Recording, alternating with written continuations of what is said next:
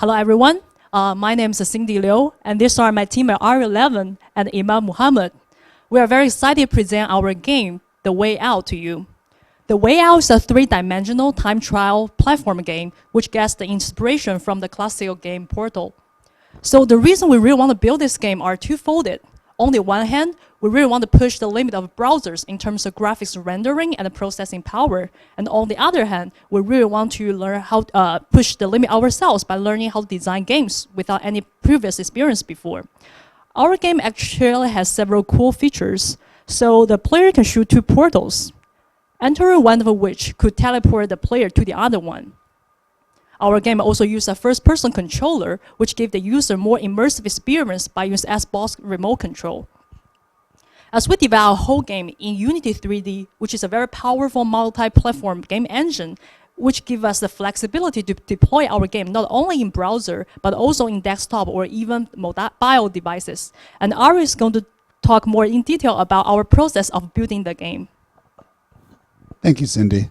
When we were looking into making a 3D game, we discovered quickly that there weren't a lot of options, except for Unity, for making a game that deploys out to the browser.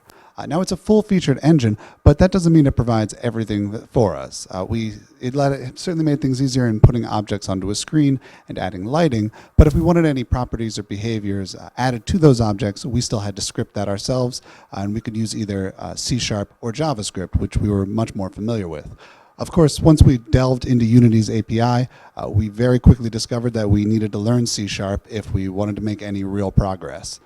We still ended up using JavaScript on the back end to keep track of player scores and to keep track of player progress. But on the front end, it was in C# and it handled all of the game logic. Now when I say game logic, I'm referring to things like the player's stamina if they run too long and they'll get tired, or things like checkpoints. So typically in a game, if you quit your game, or let's say you reach a platform and you miss the jump, you'll be respawned at that checkpoint. But also things like the object movement here, like that platform, as well as the player movement and how the player moves on the platform itself, which seemed straightforward until we realized we were running into a lot of issues using Unity's default controller. And Ahmad will explain why we eventually had to abandon that. Thank you, Ari. The character controller script dictates all player behavior. Examples of this is how a player runs, how a player jumps. Can the player control himself in the air? How does the player react when colliding with another object? And many more. As Ari mentioned before, we started using a default Unity script at the beginning of our project, but we kept running into more and more issues as the development process prolonged. Because our game has interesting mechanics like gravity lifts, moving platforms, and especially portals, we realized that the farther we got into development, the more and more harder it got for us to control the actual behavior. So we wrote our own script to tailor the behavior exactly to our needs.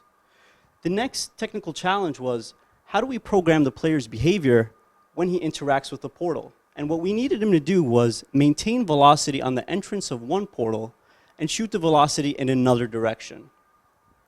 And so more specifically in this situation, we need to maintain velocity, and not only maintain velocity, we should also rotate the player and make the velocity go in a different direction. I hope you enjoyed our presentation, and if you'd like to play our game, you could find us on TheWayOut.space. Thank you.